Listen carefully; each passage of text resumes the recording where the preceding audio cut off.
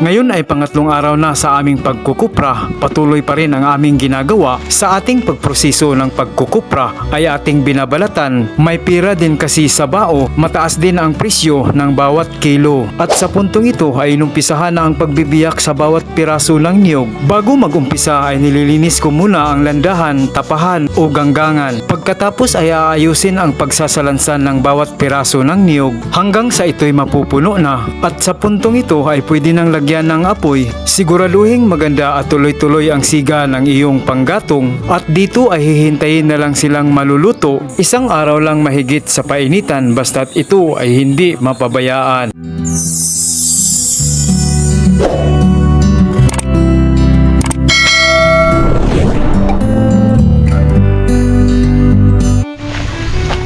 Merong ulan mga ka-front yard. Nag-umpisa ng umambon. Kaya si Raul ay huminto muna sa pag-aakyat. At ito muna ang tatapusin nila sa pagbunot o sa pagtanggal ng mga palapa. Marami nang naakyat natin. Mahigit 1,000 na. Mahigit 1,000 na ang naakyat ni Raul mga ka-front yard. Pero wala pa kami sa 1/4 ng area. Ano yun?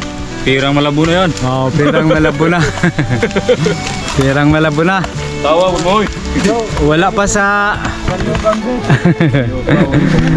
wala pa sa kalahati to mga ka-front yard. Nasa 1/4. Wala pang 1/4 ang area na kupra natin, naakyat.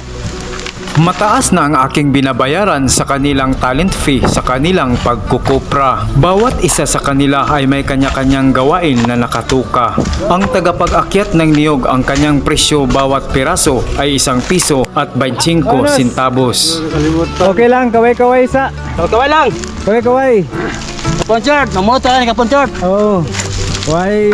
Hello, kapon chart. Kumbate. Kumbate lang yun. Bahala guwan. Bahala guwan. Basta ka palit podcast. Oo.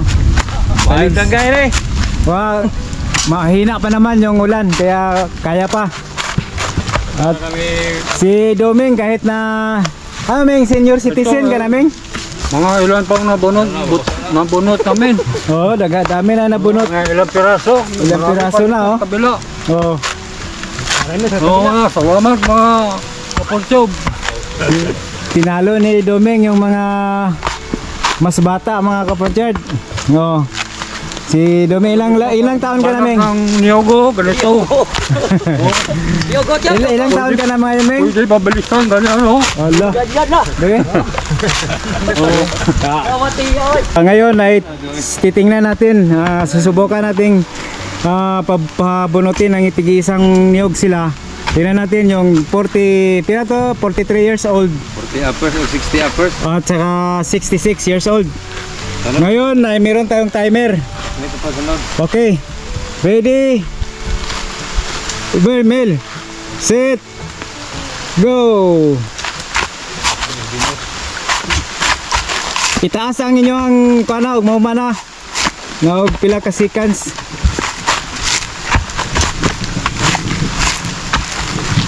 5 seconds.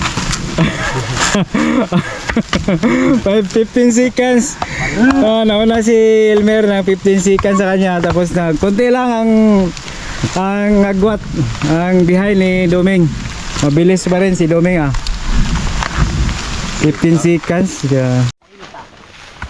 Kahit umaambon ay patuloy pa rin ang aming pagbubunot o pagtanggal ng mga palapa ng niyog.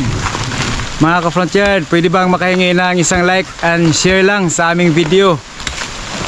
At masaya na kami niyan sa isang like and share na inyong ibibigay sa amin. Kaway-kaway! Ming! Masipag yung taong to kasi nakainom na pula po. Ay, bulan mga kanjar. Tuloy pa rin. Ganon din ang aking binabayaran sa tagapagbalat ng niyog, 1 piso at 25 centavos. Ganon din ang aking binabayad sa paghakot papunta sa sasakyan. Binabayaran ko rin ang sasakyan na mag-transport ng mga niyog papunta sa landahan. Nagbayad din ako sa in-charge ng landahan. Lahat sila ay binabayaran ko ng 1 piso at 25 centavos sa 1 piraso ng niyog. Kahit saan dito sa aming lugar ay nagsitaasan din ang mga talent fee ng magkukupra. Kaya ang tanging paraan ko lamang para makakuha ng dagdag kita ay pinababalatan ko ang mga niyog para ang mga bao ay aking maibinta. Sa kasalukuyan ang presyo ng bao dito sa aming area ay 6 na piso ang bawat kilo.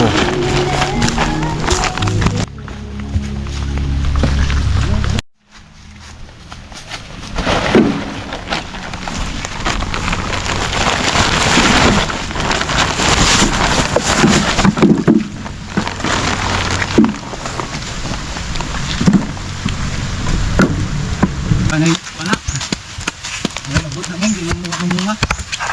Mabubuhan, ano ba? Ako na yun. Bati, ano lang ito? Mabubuhan na.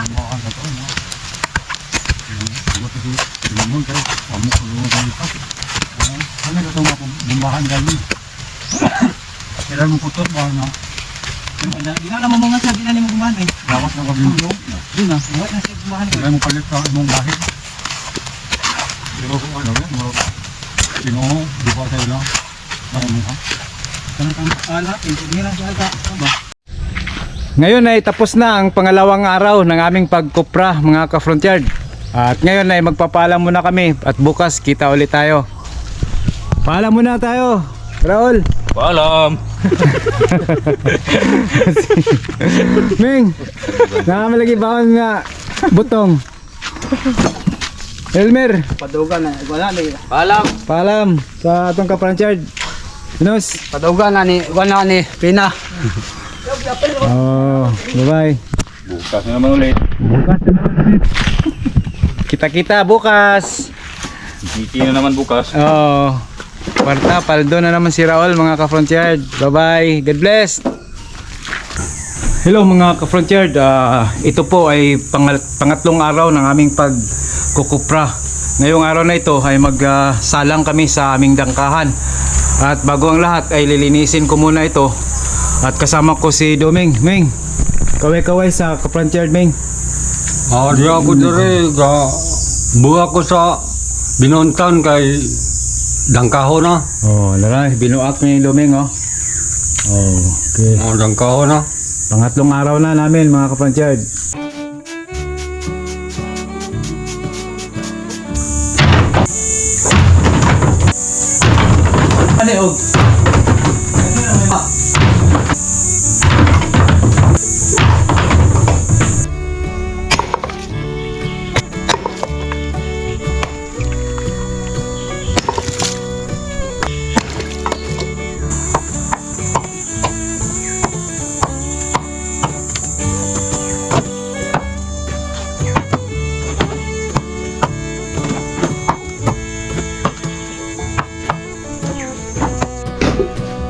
Malapit na mga salang natin mga ka-front yard.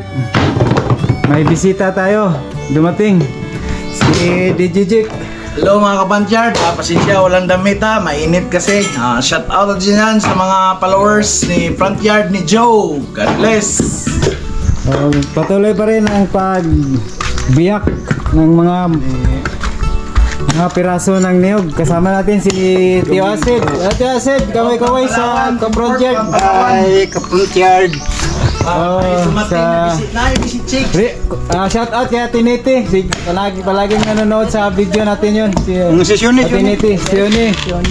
Shun. Ikan sa kone. Si Hilo sa front yard ni Joe. Uy. Shuni. Kumusta sa front yard ni Joe? Nahiya si Shuni, mga ka-front yard. Doming. Oh. Tuloy pa rin. Busy si may naglako ng isda ka-front yard si daghang isda mo lang dalaw bilason tagpilay kilo ane 150. 150 300 ang per kilo dai Nakapalit naman ko. Og kaway-kaway sana kay makita ka sa front yard ni Joe. Wah, ikaw na bisa tengalo. Papa man ako dagko to kanang bila kaning matambaka ba? Asido. Deko.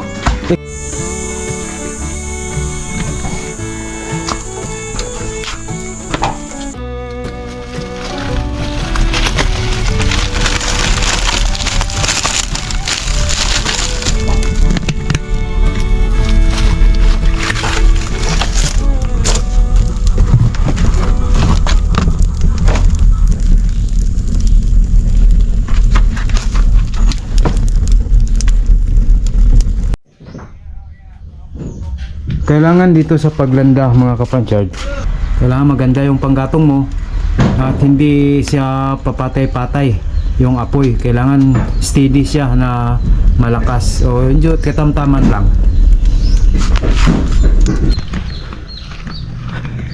Marami-rami na rin ang ating na kupra mga kapranchard na akyat. Ito, dito na lang natin inilagay sa labas ang iba. Kaso lang medyo makulimlim. Kaya wala sa timing. Ito pa, meron pa.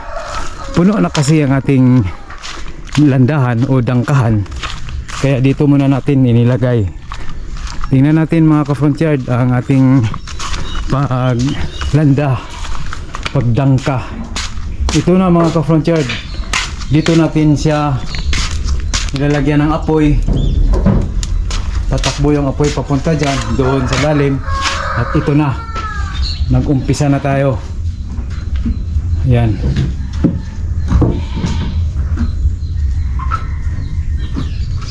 At nandito din si Doming. Yung mga hindi pa nabiyak dahil nilabas muna namin. Meron tayong isang bunga ng dragon fruit mga ka-front yard at saka ibibigay ko ito sa aking pinsan na si Linlin. At siya pa rin ang aking papitasin ng ating dragon fruit. Hello Lin. ka Frontier. Hello, magpitas ako ng dragon fruit. Oh. Salamat ka Frontier Joe. Oh, dako na siya. Sa dragon fruit. Dalhin ko to sa Cebu. Cebu. Dili ka ni mo Lin? Dili ka Kanon yan? ako dito. Dito na Cebu. Dito pa mga kaon sa taga Cebu. Halata mga ka-front yard na hindi farmers ni. Oh, hindi marunong, Itong hindi bisita. marunong. Ito ang front. Thank you ka Frontier Joe. Welcome. Salamat Lin. sa dragon fruit. Welcome.